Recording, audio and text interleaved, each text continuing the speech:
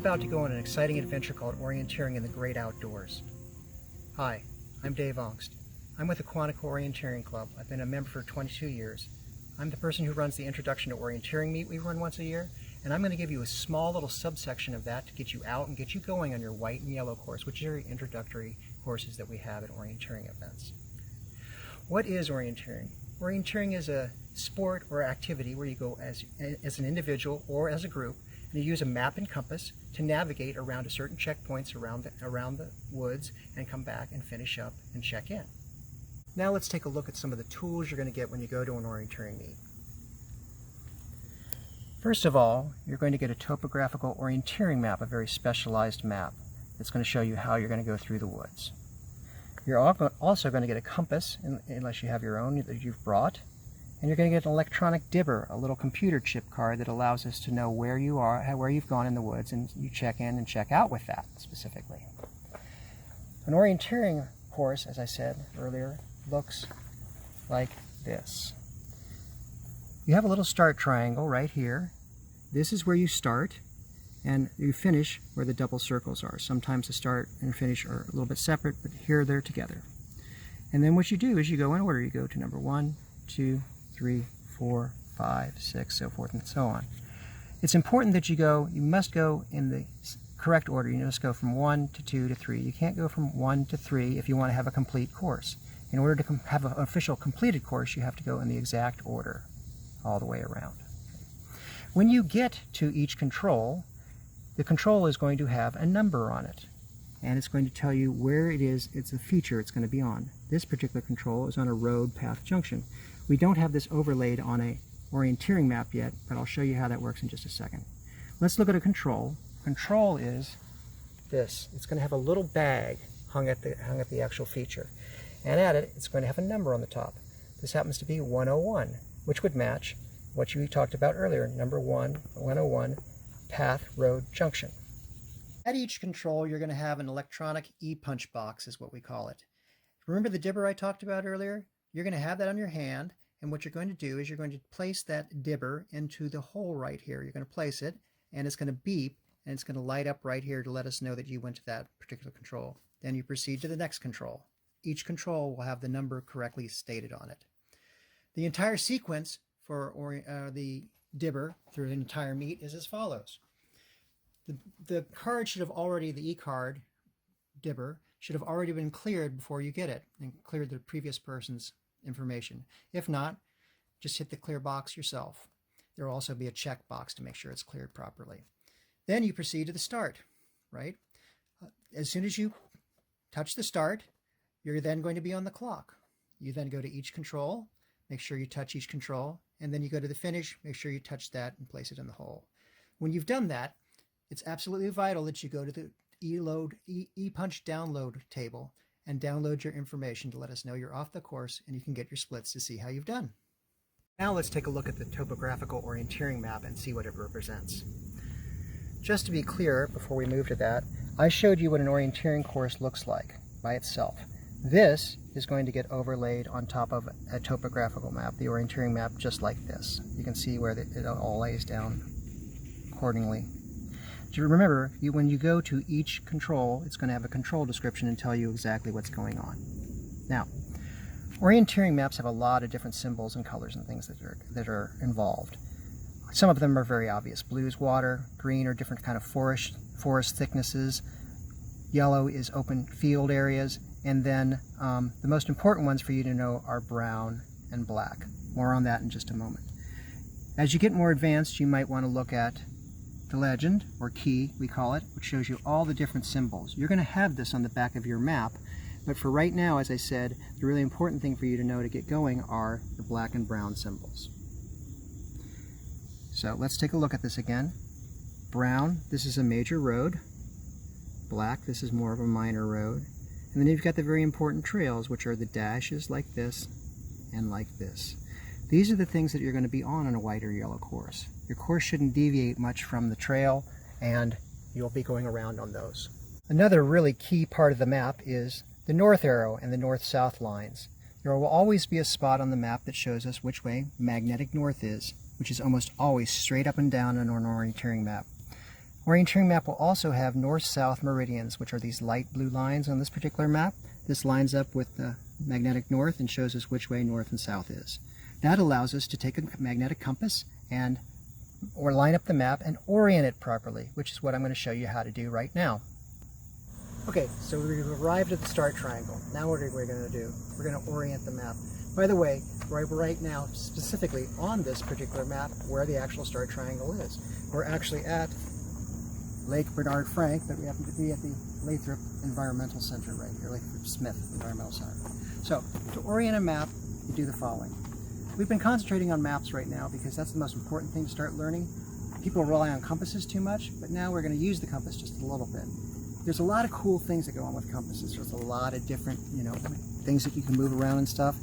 But all we want to do right now is we just want to concentrate on the north-south needle, the magnetic needle right here, which is always going to point to magnetic north, no matter which way you turn it, and the lanyard and the direction of travel arrow right out here.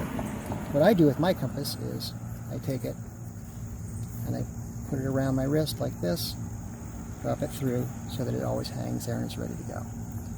So to orient a map, this is what we do. Okay? First thing you want to do is you want to turn, look at your compass, turn, point your needle directly at magnetic north and your nose directly at magnetic north. Your shoulders should be going east-west. Now I am perfectly oriented north. To orient the map now, all I have to do now is take my map, and remember, I talked about the north-south meridian lines. This is where they come in and they're really important. What you do is you slide the map underneath your compass and you line up that magnetic needle so that it is parallel to the magnetic north line and it's pointing to the north of the map, not the south of the map. Make sure it points northward. Okay? When you do that, you have perfectly oriented the map and you can see everything the way it lines up in the real world. Right now, I'm going to fold my map down so we can see a little bit better here. Right now, we are at the start triangle right here, right? This is a road intersection with a little drive in it and a building in the background, and our road runs northeast, southwest. If you come up in the real world, you will see that this matches what it actually looks like in the real world. We have the driveway going around right like this. We have the building in the background over here, and then we have the road running northeast and southwest. Now our map is perfectly oriented the way we have it. You always want to make sure you're holding the map in front of you. Don't hold it to the side, make sure you hold it in front of you. The question now becomes, now that I have the map oriented, how do I go to my first control?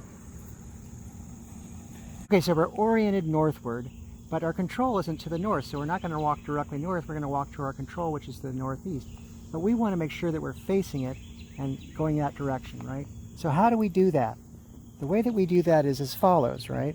What we want to do is kind of move the map around in front of us and move our body behind it and face the direction going up the road.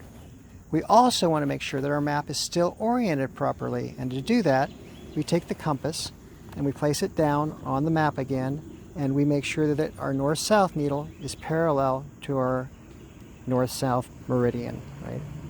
For some people like to slide it in right here, and they make sure that it's lined up exactly with the way that it's going.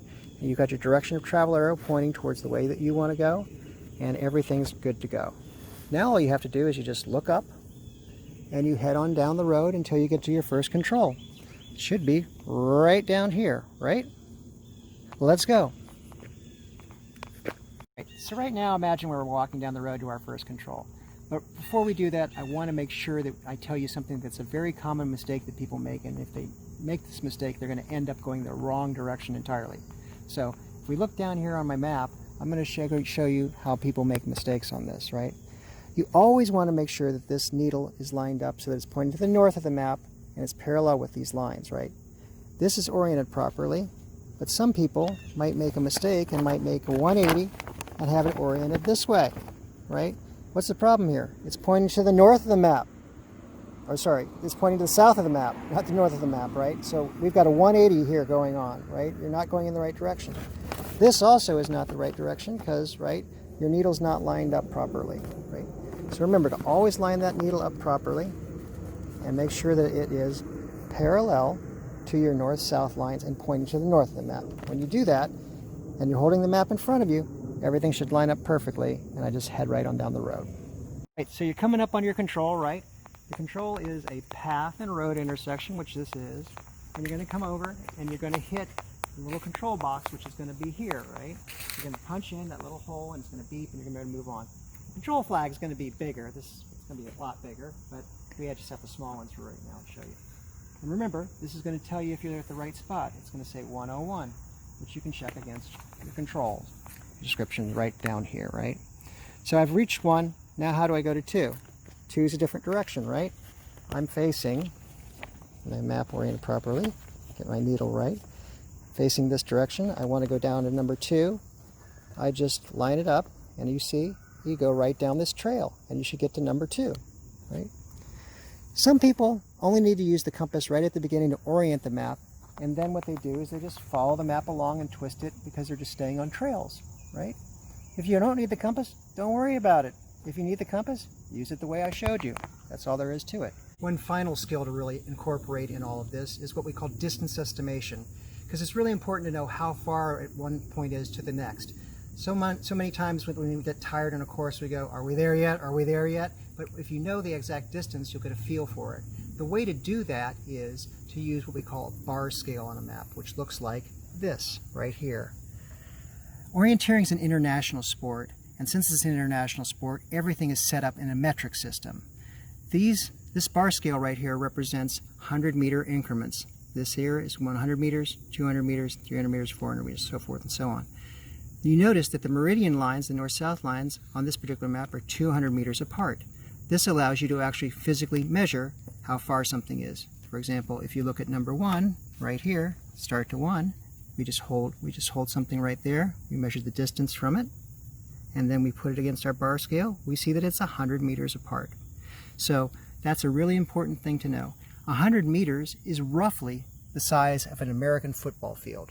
So if we can start getting that idea of how many American football fields have we gone, then we can get an idea of how far the distance is from one point to the next. Okay, I wanted to show you what 100 meters looks like in real life. So if you look here, you can see I'm standing at one goal line at the American football field, and right down there, at the sign down there, that's 100 meters, or 100 yards, but roughly 100 meters. Okay, that's the distance of one football field, so that's one of those markings on the map that I talked about. One question that everyone asks is, how long is this going to take me? Well, that depends on your skill and how quickly you pick everything up. Some people, they sprint really fast and they do it like, in a half hour. Other people take a longer time. I will tell you the maximum amount that you can have on a course is 3 hours. After that, you need to make sure that you're off the course and have checked in. So no matter what is going on, if you've completed the course or haven't completed the course, make sure you check in and make sure that it's within 3 hours. Okay, just to recap everything we've talked about so you know what is going to be going on at an orienteering meet. You're going to get an orienteering map, you're going to get a compass, unless you have your own, you're going to get a dibber, right? You're going to go off to the start triangle. You're going to, first of all, face northward, take your compass, right, remember? And you're going to point your nose directly northward. You're going to take your map, once you have it facing northward, you're going to slide it underneath, and then you're going to have it perfectly oriented. Then you're going to decide how you're going to go to the first control. Then I'm going to punch the start, then I'm going to go to my first control, right? I'm going to go out, I'm going to go to that little control box, a little hole in it, press my little dibber. This is going to be hanging on a feature. That control description is going to tell you what that feature is, and it's going to have a little number on top. It's going to say 101 for this particular control. I touch it, then I decide which way I'm going to number 2. I line everything up again using one of the 2 methods. Go to number 2. I go in order all the way around. Make sure you go in order. Don't skip a number because it won't be a completed course. When I get to the last control, I then go to the finish. Make sure you punch the finish. It's really important. Then all you have to do is you just head into the download section where the main office is or wherever they're staging it out of. Put your dibber in. It'll download. It'll give you all the splits and all times of what you've gotten. And then you will have completed your great adventure. Thanks for coming.